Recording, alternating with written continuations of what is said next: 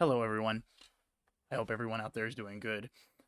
Welcome back to the TC Sportscast, where I am your number one source of hot takes and info regarding everything going on in the NFL as of late. Um, of course, that might not be true, but in my heart it is, and that's what counts. Anyway, I would like to start by talking about something that's been on my mind a lot recently, since I talked with my friend Micah on Saturday about the New York Giants and their sort of interesting quarterback situation regarding Daniel Jones and Drew Lock.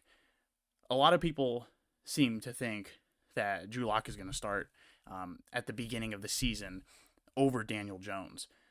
A lot of people in the New York media seem to be pushing it, but Daniel Jones is in the sort of unofficial last year of his contract uh, since his extension in 2021 with the Giants. He's getting paid $40 million a year over 4 years. Not 2021, it was 2022 that he got paid. But regardless, he's getting paid $40 million a year for mediocre play. And it's a really unfortunate thing to see, considering he was the sixth overall draft pick coming out of Duke in 2019, and he was the second highest overall quarterback taken, just behind Kyler Murray, who was taken number one overall by the Cardinals, and he got paid a bunch of money.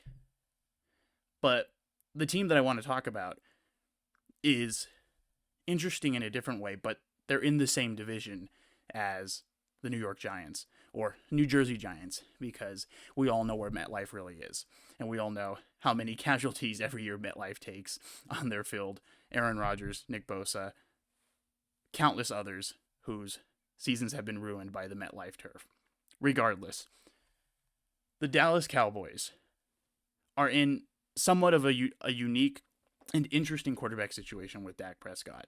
Now, I think what we need to do is not look at Dak Prescott as the entirety of the Dallas Cowboys franchise. I think that a lot of people tend to look at quarterbacks of these teams and translate that to the entirety of the franchise and what's going on with the franchise. And I think that it's fair to say that the starting quarterbacks of certain NFL franchises embodies who the franchises are at that point. When you have two quarterbacks in the locker room and you're not sure who's going to start, and there seems to be a lot of internal conflict about who the locker room is with. The locker room seems to be with this guy, but the coaching staff is with this guy. That is a recipe for disaster on the quarterbacking front. Again, you can go back to the New York Giants and take a look at their dual quarterbacking situation with Daniel Jones and Drew Lock. A team with two quarterbacks has no identity. And when a team has no identity, they are not good at anything, especially on offense. And in this league, especially the way the league is built now, with offense being at the forefront of everything, media, jersey sales, advertisements just on commercials. If you take a look at any NFL sponsored commercial, it's running backs, wide receivers, quarterbacks who are at the forefront of that media.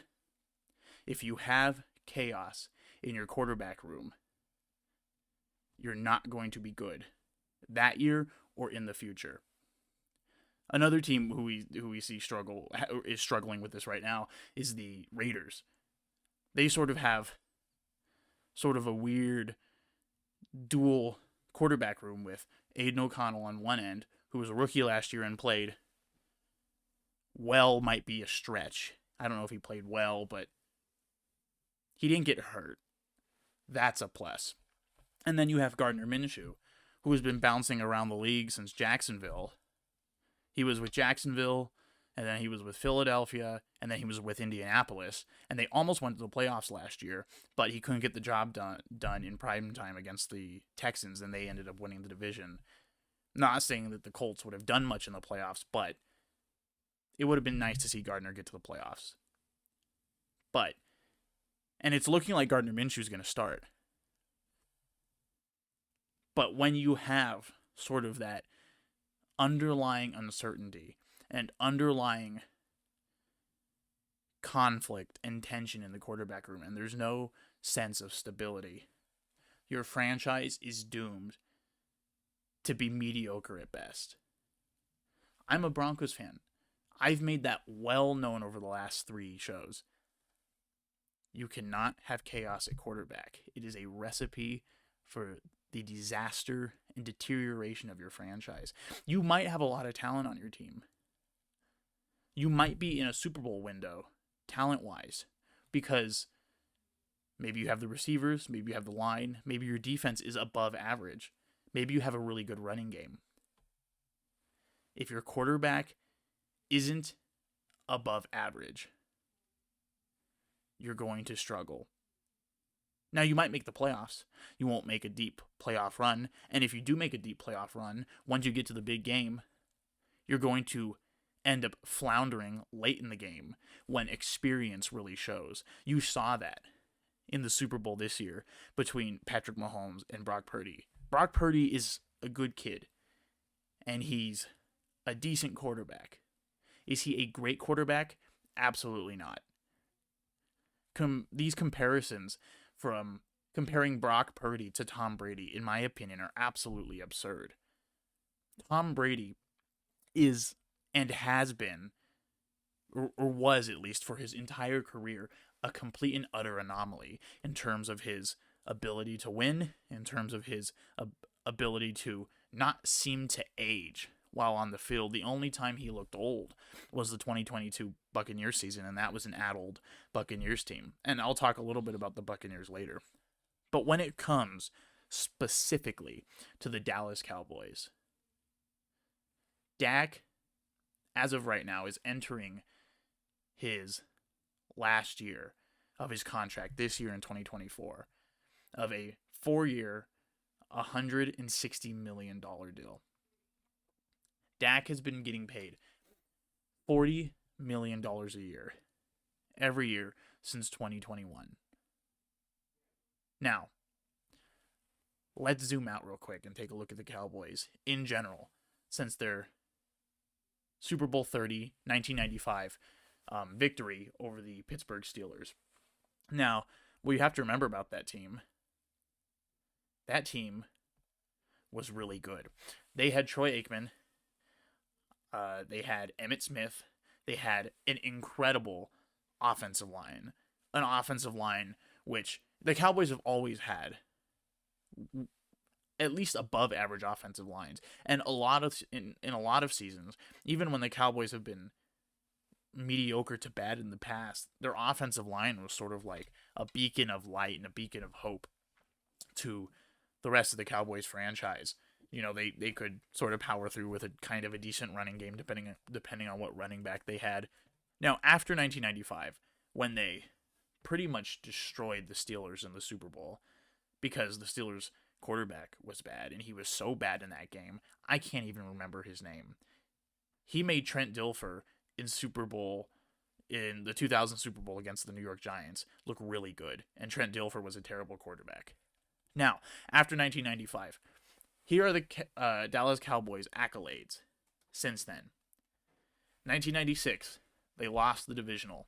In 1998, they lost the wild card. In 1999, they lost the wild card. In 2003, they lost the wild card. In 2006, they lost the wild card.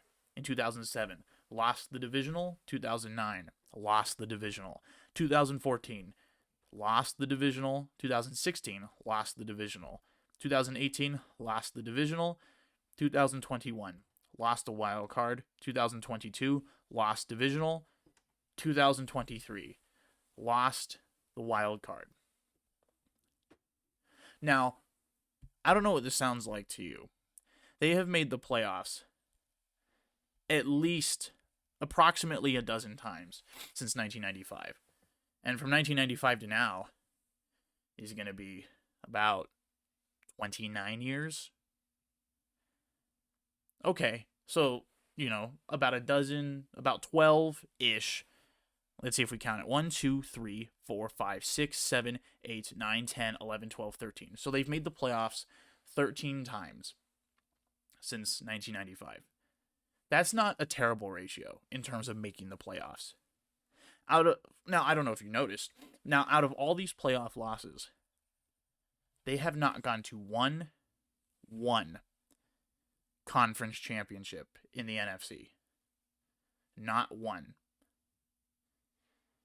Well, now you can look back and kind of wonder why.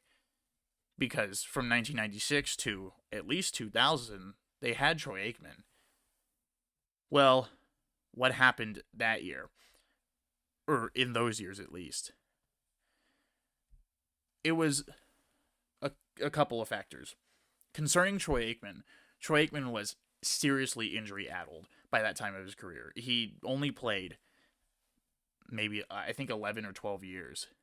And for a quarterback, even in those days, for a quarterback, was relatively shorter, especially for a quarterback of his stature, due to concussions. He was just injury-addled. It was basically a risk to his life for him to continue to play the way he was. And that eventually started to show as the years went on throughout the late 90s. Now, another thing that happened is Jimmy Johnson got fired after 1993. And actually, I'm not even particularly sure if he got fired. I think he may have. And the reason I think he may have is because of issues concerning power struggles with the ownership. And who is the ownership? Jerry Jones. Is Jerry Jones a little bit crazy? Yes. So, post 1995, you were starting to see the deterioration of a franchise that was once great and was once sort of bound together, and they weren't allowed to slack off around Jimmy Johnson. But once Jimmy Johnson left, the reins were sort of let loose, and they just became a much, much worse franchise. I mean, in 1996, they went from 12-4 in 1995 and won the Super Bowl. And then in 1996, they went 10-6 and lost the divisional. And their point differential in 1995 went from 144 to 36. Not particularly good.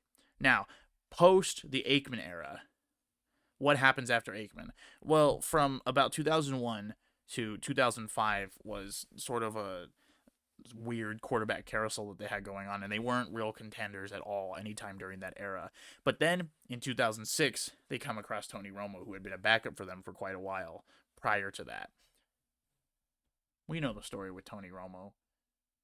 Tony Romo was Phillip Rivers if Phillip Rivers was a little bit nicer on the football field. If Phillip Rivers didn't talk as much trash. I don't know if you've seen the videos, but Phillip Rivers loved to talk trash. That was kind of his MO. Tony Romo was that. Now, unless you had a superstar roster around Tony Romo, he wasn't gonna get you anywhere by himself. That's for sure. But here's the thing about Cowboys ownership, specifically Jerry Jones. I've said it before. Jerry Jones does not hate anything more with his franchise than to be irrelevant. He hates it. He hates it. Why is that? Well, it's a loss of revenue. If people aren't showing up to Cowboys games, Jerry Jones doesn't have as many Benjamin Franklins in his pocket. Also, I mean, it's an ego thing. You have all this money, you have all this fame, you have all these things going on for you in your life.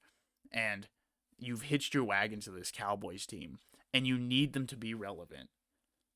Or else, people don't know what he made money for. Most people have no idea what Jerry Jones did to make his money. So he hitched his train to this Cowboys wagon, and he needs them to be relevant, so that way he's relevant. I think it's more of an ego thing than anything. But After the Romo era, we know what happens after the Romo era. You have Dak Prescott. Now, what is Dak Prescott exactly? Dak Prescott is a regular season stat padding merchant who in the playoffs cannot get the job done or any job done to save his life. Now, all you have to do is take a look at some of his stats throughout the regular season. Now, if you just take a look at his stats alone, he's obviously a Pro Bowl quarterback. You have almost 30,000 yards in passing, which is almost 260 yards per game. That's pretty phenomenal. His touchdown to interception ratio is 2.73. That's almost 3. Obviously. Well, what Dak Prescott is good at in the regular season is beating up on bad, helpless teams. If you remember last year, at the beginning of this season, I believe it was week 2 when they played the Giants. Remember how they beat the Giants? I think it was 40-0. They beat the Giants 40-0. And then what did they do the very next game? I think they lost the very next game. Let's see.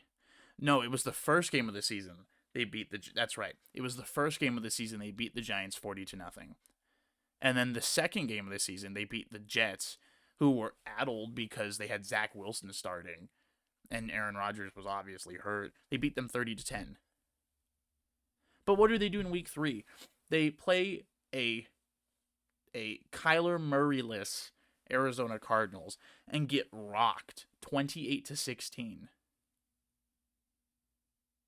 Okay, so maybe it was a fluke. So they go on and they play the sorry Patriots, and they beat them 38-3. That's fine. But then what happens the very next week after that? They play the 49ers, who are legitimate contenders, and they get leveled, absolutely steamrolled, 42-10. And Dak has a terrible game. Even then, when the Philadelphia Eagles at the beginning of the season were doing quite well before they had their late season implosion, they lost to them 28-23. So when the Cowboys have to play teams that are contenders, they fall apart. Another one, the Buffalo Bills, they lost 31-10. The Dolphins, who everybody knew were frauds all season, but were just a little too tough for the Cowboys. They got beat 22-20. But look, they played the New York Giants. The second time they played the New York Giants, 49-17. It's absolutely absurd that we can let Dak pad his stats against these sorry teams that have been rebuilding for years.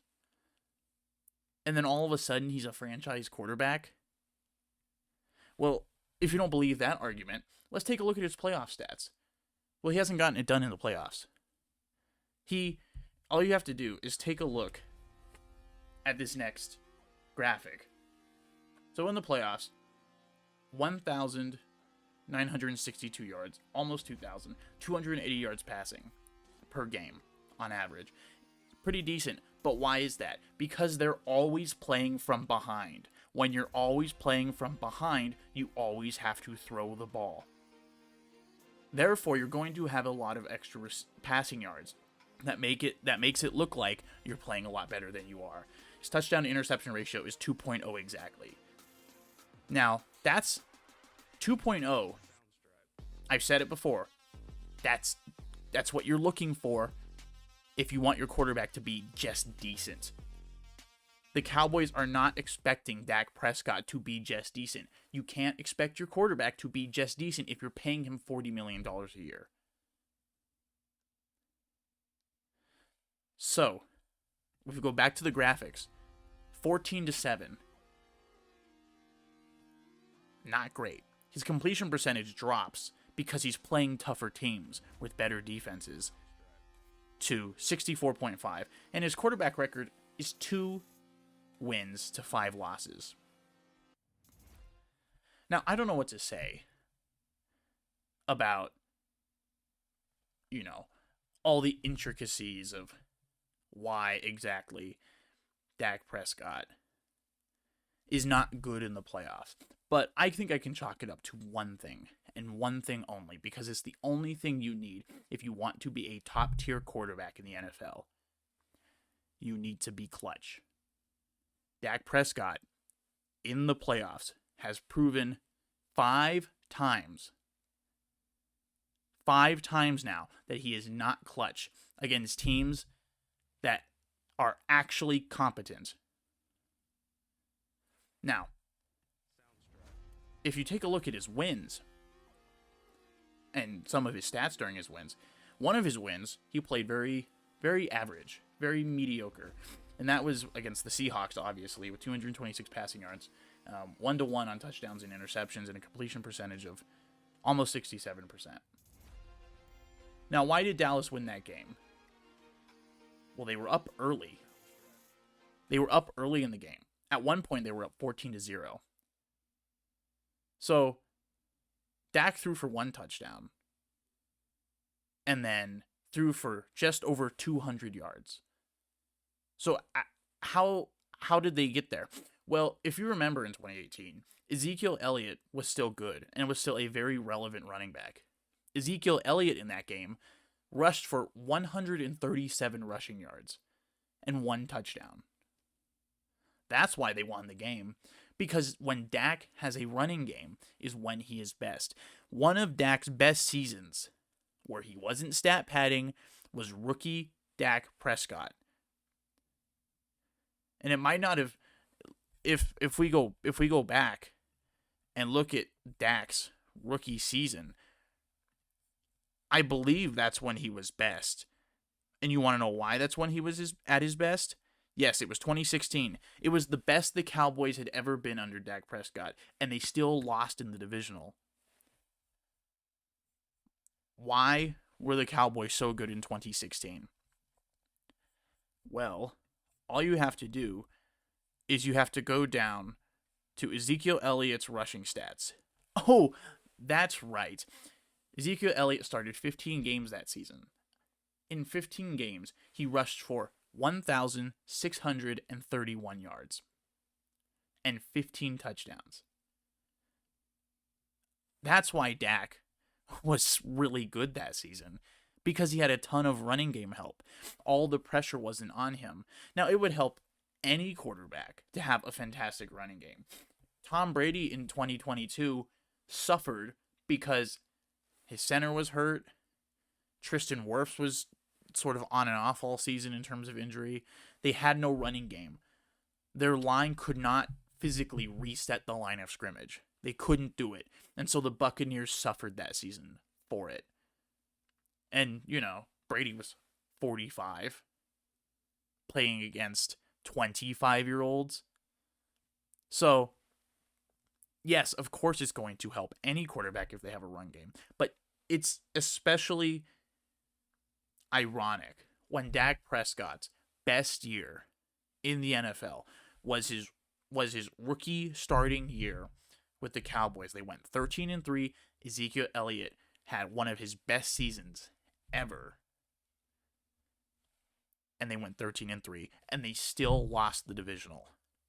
Now, if we go back to the graphic of Dak's playoff wins, then he has a playoff win in 2022 against the Buccaneers. I'm sure a lot of you remember this game against the Buccaneers. I was personally hoping the Buccaneers won. I wanted to see Tom make a late playoff run and pull off some magic, but that did not happen. Thus, I was very saddened to see the score after I did not watch the game, because in my heart I knew the truth. But Dak Prescott threw 305 yards, 4 touchdowns to 0 interceptions, and almost a 76% completion percentage, which is phenomenal. That's fantastic. Those are his best playoff stats ever in any single game. Oh yeah, but that's right. The Buccaneers went 8-9 that year. They were riddled with injuries on offense and on defense. Their head coach that year, who had just been appointed that year because Tom Brady kicked Bruce Arians upstairs, was Todd Bowles. That Buccaneers team, if we all look back with sincere hearts in retrospect, they were not serious contenders. They never were, and they weren't going to be. So, I ask you again, do you think Dak's stats in 2022 against that Buccaneers team are more representative of... They can be representative of three different things. They can be representative of Dak's personal play and his ability to make plays and make smart decisions and be the talented quarterback that he is being paid to be. That's one option. The second option, the Cowboys were really good that year. They had a lot of talent. They had a lot of talent on that roster that year. Now, in all fairness to Dak, their main rusher was Tony Pollard, and he rushed for 77 yards. So, you could make the argument that, well, Dak had a lot of weapons and the Cowboys were really good, so that helped him out a lot, and therefore Dak looked better. Or you can chalk it up to option number 3. The Buccaneers were mediocre, and at several times during the season looked like they were going to lose the divisional title to somebody else. So, whatever you think it is, you're entitled to your opinion. But my opinion is that the Buccaneers were not good. The Cowboys, talent-wise, were very good. I think it's a mix of options 2 and 3. I think the Cowboys had phenomenal talent that year, and I think the Buccaneers were a seriously addled team, addled by injuries, a mediocre offensive line, and a mediocre coach. Now, in 2016, against the Packers, he played pretty good, it looks like. Frankly, all the way up until about 2021, I didn't care much about any of these games. So 2016 and 2018, 2016 he was a rookie. He looks like he played relatively well, but once again, he had that run game. And honestly, in 2016, the Packers could have just been a better team, and they might have been because they went to the NFC Championship game, and I'm pretty sure it was actually a relatively close game against the Falcons that year. And the Falcons ended up going to the Super Bowl and almost had the Patriots, but then blew it because that's what the Falcons do. Oh, I was wrong. It was not a close game. They got hammered by the Falcons, 44-21. So, but again, you have to give credit where credit is due. Aaron Rodgers in 2016 was a different quarterback than he is now. They were within 8 points. Dak Prescott threw 1 touchdown and underperformed in terms of completion percentage. I'll leave it at that. In 2021, mediocre. And by mediocre, I mean awful. 1-1, 53% completion percentage. I mean, San Francisco, they weren't even serious contenders for about half the season in 2021. I think they went 9-7 that year. A lot of people didn't expect them to be as good as they were. Did they go 9-7 or 10-7? I think they might have went 10-7. They could have gone 9-8, but a lot of people didn't expect them to make the playoff run that they did. But that was just pure talent on their part, and also coaching. Coaching matters. It matters in a different way than college, but when you have a coach behind you like Kyle Shanahan, it matters a lot what happens there.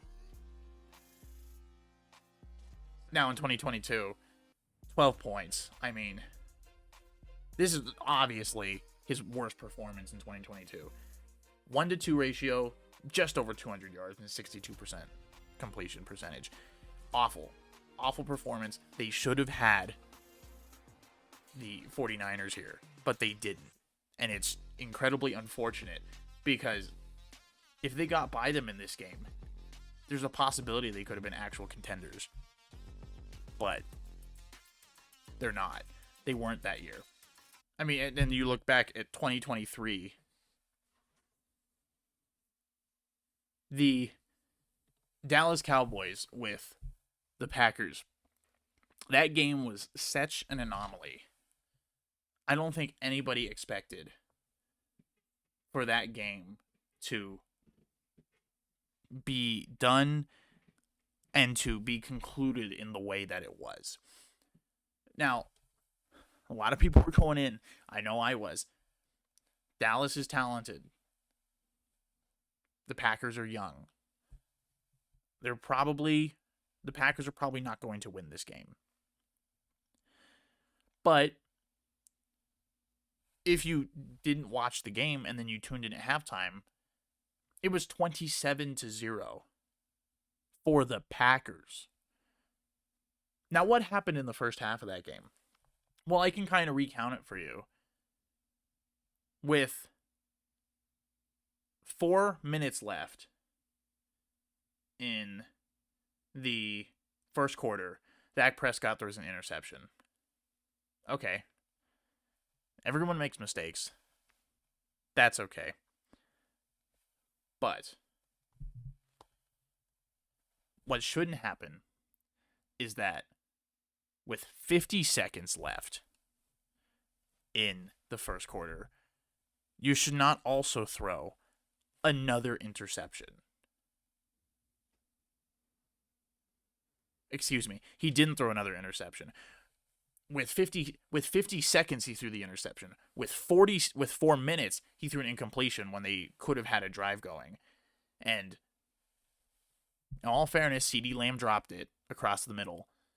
But with 50 seconds, he threw an interception in his own territory and set the Packers at like the 20-yard line.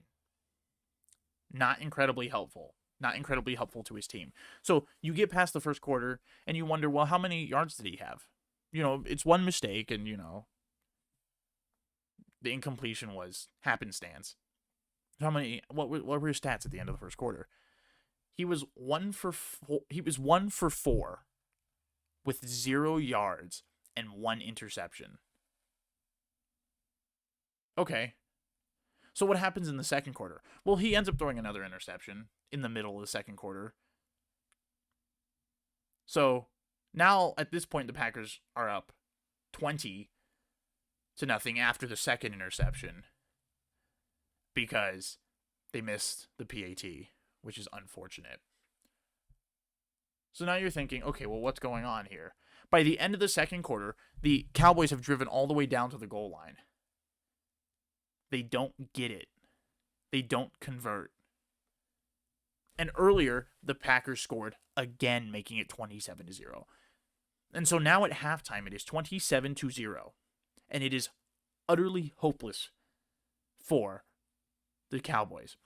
Now, when I said Dak isn't clutch earlier, being clutch is not just the 2-minute drive at the end of the game. And it's not just the 10 seconds left and you throw it to the corner of the end zone and it's caught and you win by 2. Those are not the only definitions of clutch. Clutch is also making plays early in the game so that way you don't jeopardize your team later on in the game. So how many stats, what were Dak Prescott's stats at the end of quarter 2?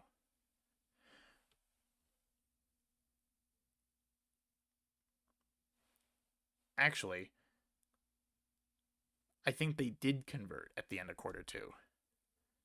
So, actually, it wasn't 27-0. It was 27-7, which is a lot better than 27-0. That's equivalent to the meme of Chris Paul hits one from 3, cutting the lead to 42. Like they were down by 42, and he cuts the lead. They were down by 45, and he cuts the lead to 42, and they're still down by 42. That's what that basically is. So now you're wondering, okay, so now what were his stats at the end of this at the end of the second quarter? This is one full half of football. This is 30 minutes of football. What were Dak Prescott's stats? The guy who's getting paid $40 million, what were his stats? He had 87 yards, 1 touchdown, 2 interceptions. Does that sound like somebody you want to pay $40 million to down the road? To me, it doesn't. To me, it personally doesn't. But I don't know if the Cowboys have the courage to move off of him. Again, Jerry Jones hates being irrelevant. Dak, he's a stand-up guy. He says the right things on the podium. He gives the media what they want. He plays well in the regular season. He's able to get the Cowboys to the playoffs. They're the talk of the town for a lot of the regular season. That's what Jerry Jones cares about. Now, if they want a quarterback who's going to actually win for them, they need to consider moving off of Dak Prescott. Now, what kind of market would there be for Dak? There would be a market somewhere. I don't know what team would want. Maybe New York would sign him. Maybe, I don't know, maybe the Raiders. I bet the Raiders would love to have somebody like Dak in that quarterback room. Would it get them anywhere? No. Dak is no better than Kirk Cousins. Dak Prescott is no better than Kirk Cousins. I did my first show. I talked about Jared Goff's contract. I would take Jared Goff over Dak Prescott. Jared Goff has gotten to the big game. He was close to winning. He was within 10 points. Jared Goff has gotten to conference championships. He's won one and he's lost one. I would take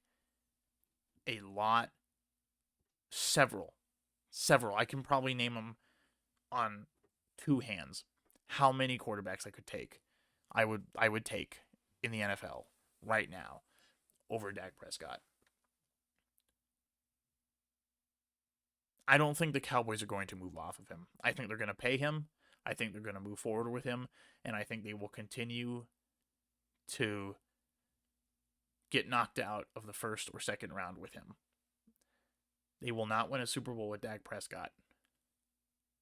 Unless they could win a Super Bowl with Dak Prescott if they put him on the bench and then sign an actual quarterback, a winning playoff quarterback, I should say, to start.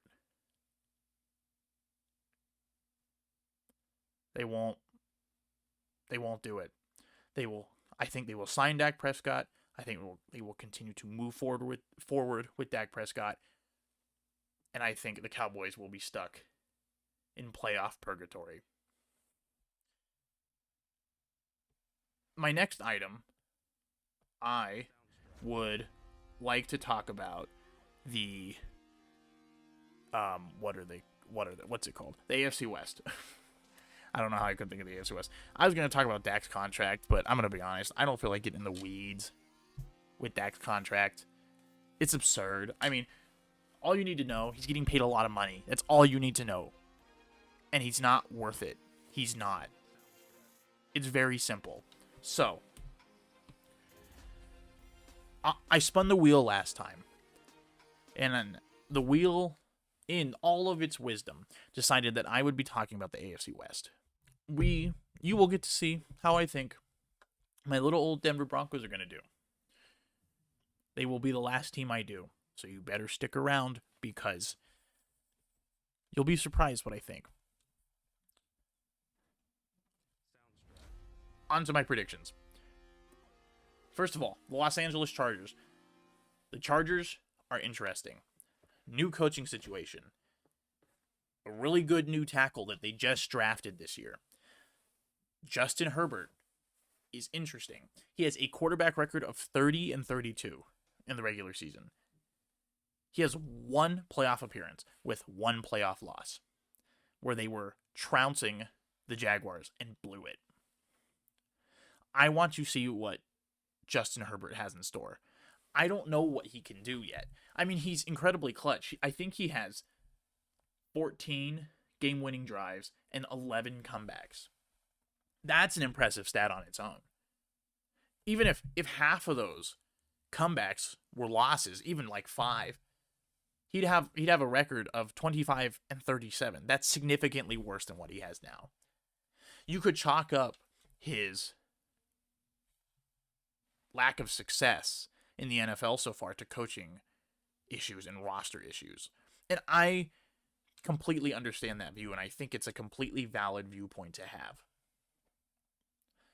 But what I think needs to be taken into consideration about Justin Herbert is that if he doesn't succeed after this year,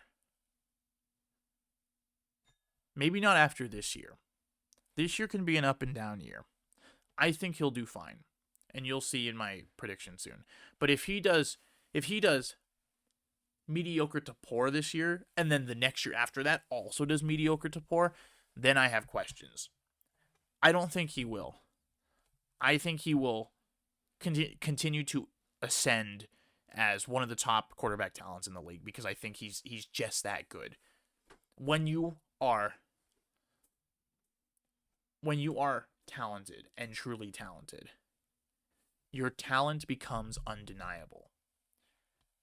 People, coaches, scouts, whoever, they will see it, they will find you, and they will sign you, and you will make a name for yourself. Patrick Mahomes, in 2017, I didn't know who Patrick Mahomes was. In 2018, I picked him up off the waiver wire in one of my fantasy leagues. Who knew I didn't know he would throw 50 touchdowns that year. The Chiefs found him. The Chiefs got him. The Chiefs made him their guy. They were willing to take the risk and move off of Alex Smith, who had been a safe option, who was a good option for them. He got into the playoffs. They had mild success with him. They were willing to take the risk and move off of him and put Patrick Mahomes in. 3 Super Bowls later, I think they know that they've made the right decision.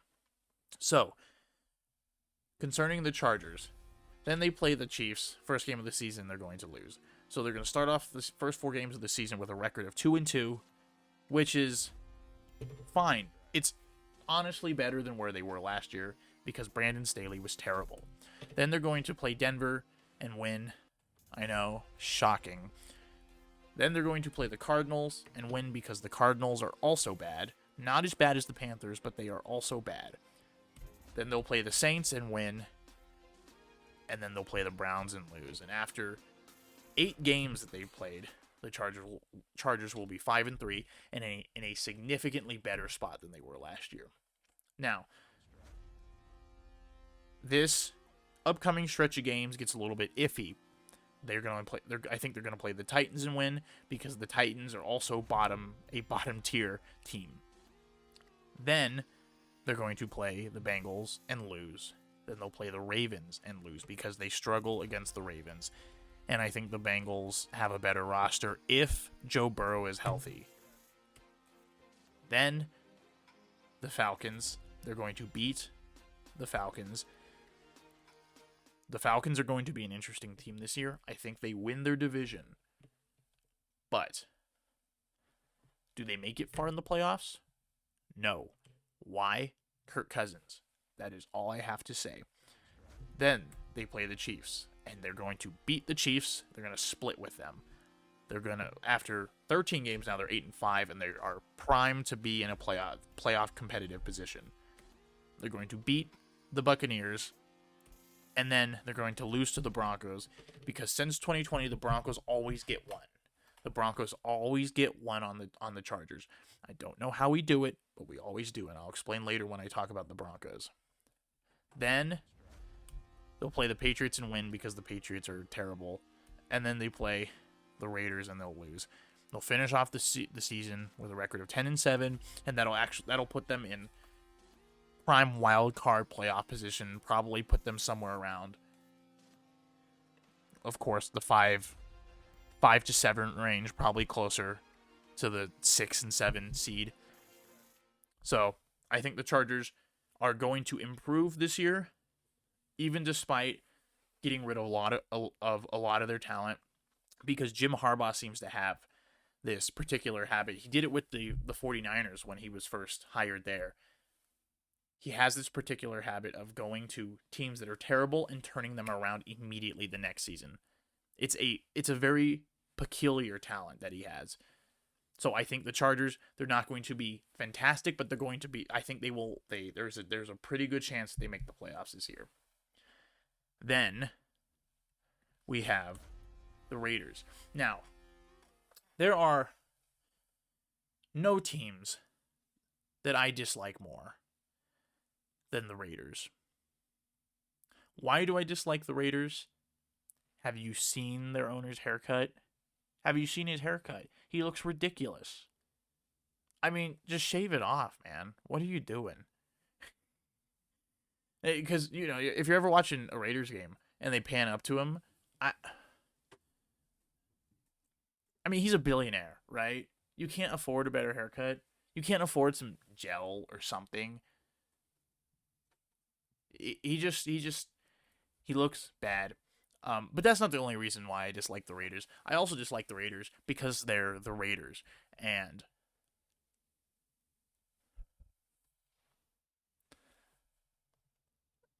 I don't like the Raiders. That's all you need to know. Moving on. The Raiders going to lose to the Chargers and lose to the Ravens right away at the beginning of the season, starting them off at 0-2. Then they will beat the Panthers because everyone should beat the Panthers. Then they'll lose to the Browns, and then they'll beat the Broncos because the Broncos suck. And I'm fed up about it.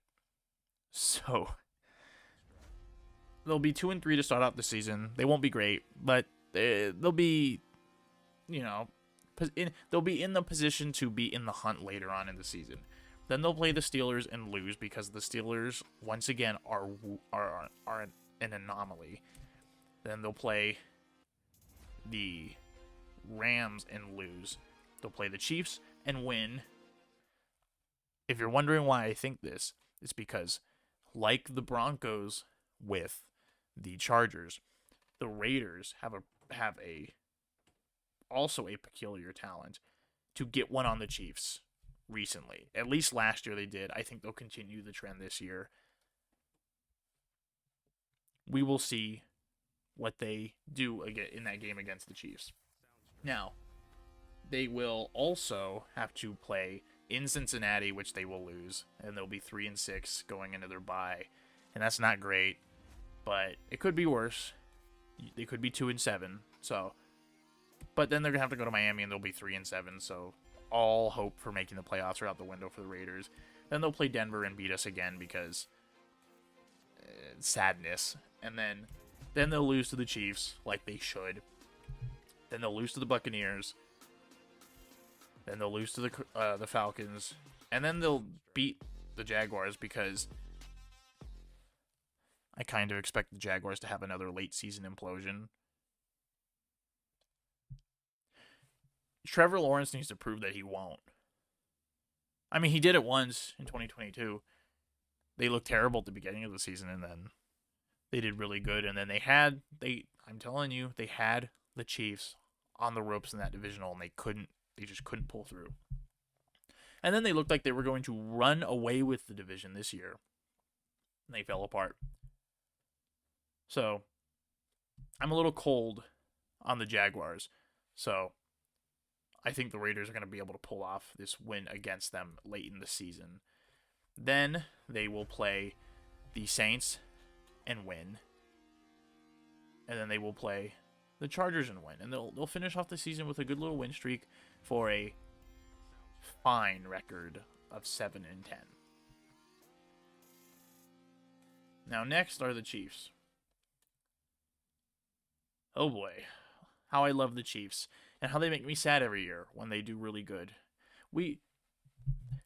You it was funny at one point during this season because when the Broncos were going on their win streak and we actually looked competitive, there was a point where people were starting to say, "Oh, could the Broncos actually win the division instead of the Chiefs?" And I was thinking, in my head, I was thinking, "What are you, crazy? Stop it!"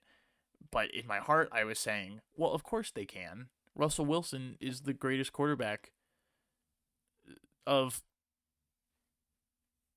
of South Carolina, I think. Is that where he went to school for a little while?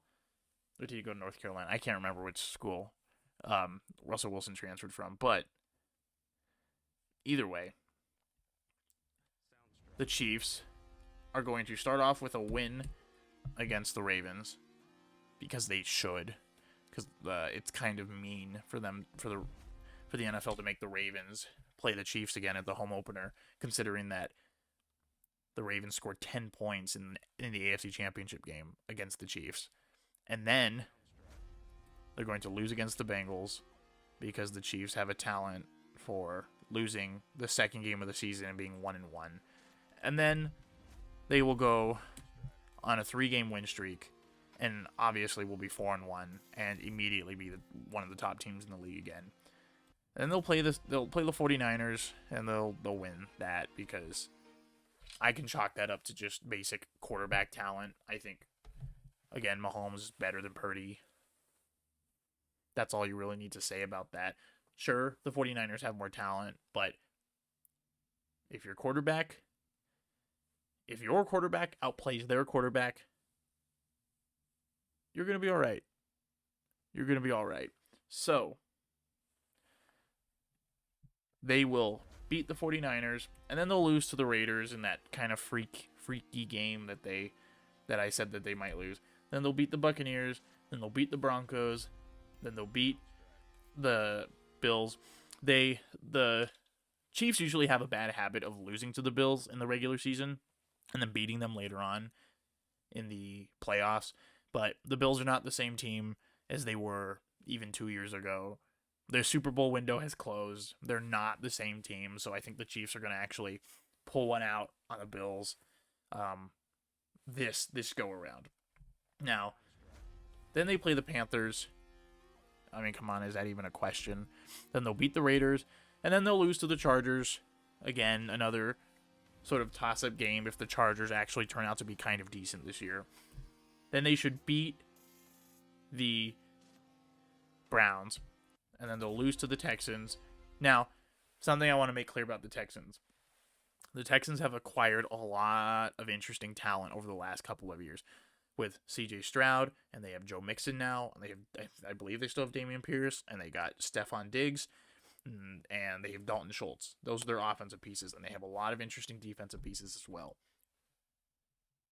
I think in a regular season game, they're going to be sort of like the new Bills to the Chiefs.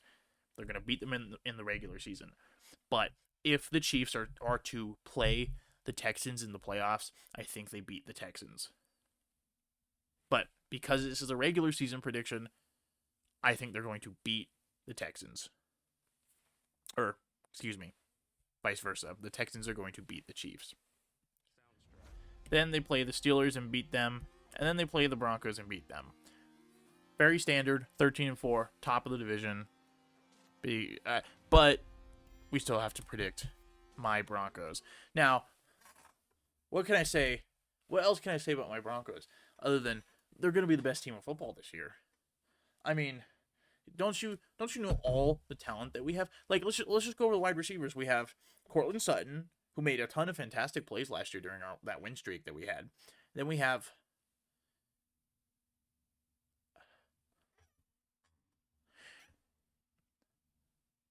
oh, yeah, that's right. We have no one else of note. Well, I know. Believe me, I'm a Broncos fan. I know exactly who's on our team. But let's be honest with ourselves. Courtland Sutton is maybe a number 2 on another team with actually a good wide receiver core. Courtland Sutton is maybe a number 2, maybe even a number 3. Our other wide receivers are Tim Patrick, who cannot stay healthy, Josh Reynolds, who was okay with the Lions he was okay. Marvin Mims, who's fast and was incredibly underutilized last year. He might be good. I don't know.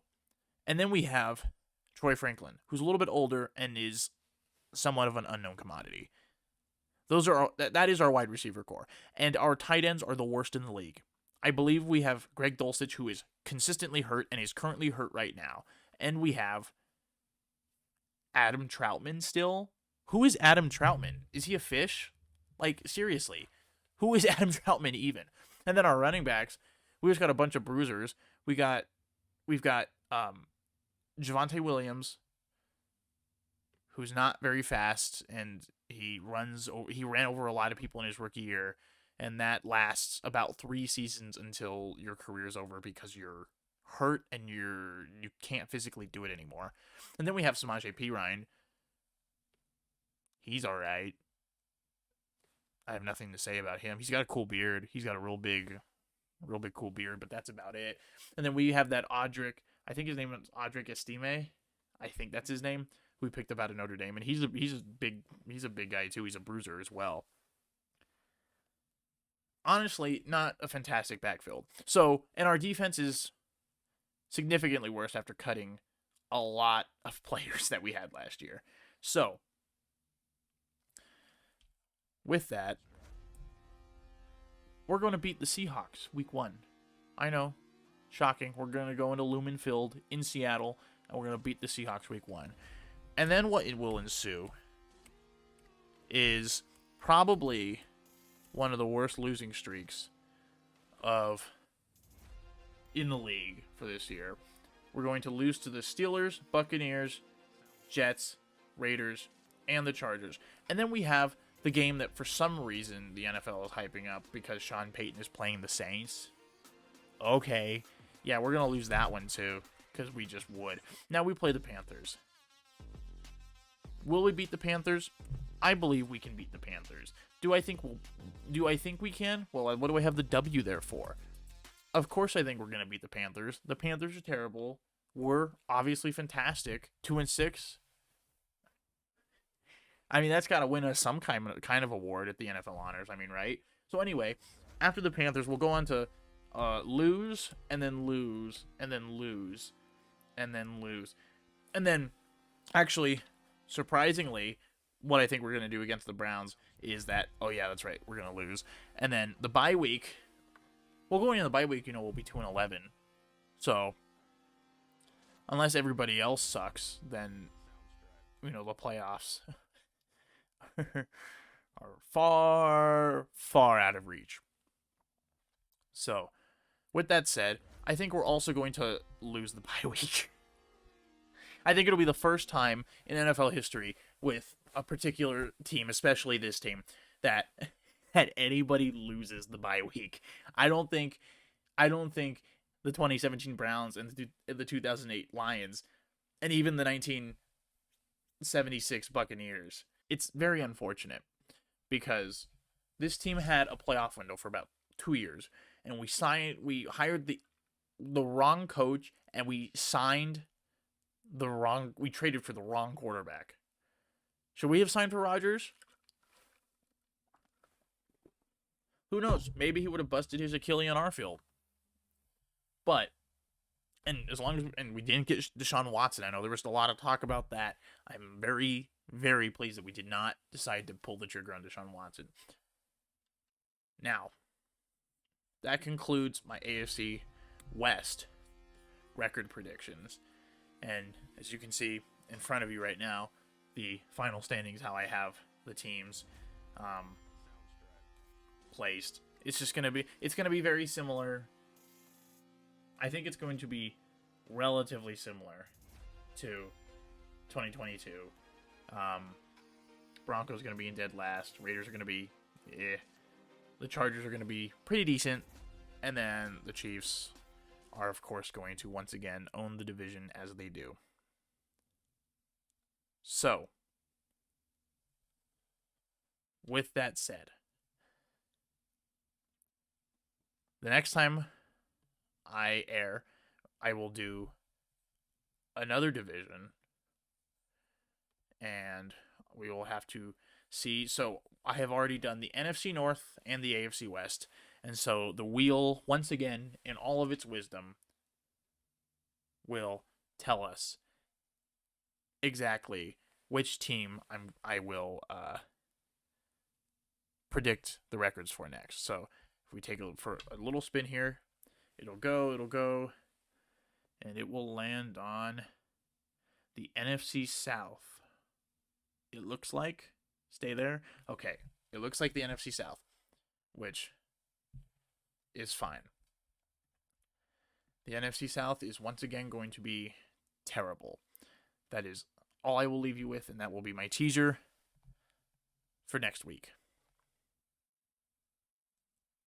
Anyway, I hope that you all have a good night, and please check out my other videos. I stream infrequently, but if you don't catch it, there's VODs on Twitch. And if I eventually get good at Madden or games generally, I creaked. I might post it on YouTube. We'll see. This will be on YouTube. At least the parts that didn't cut out due to frame issues. So, in the meantime, you all have a good one. And I will see you in the next one. Adios.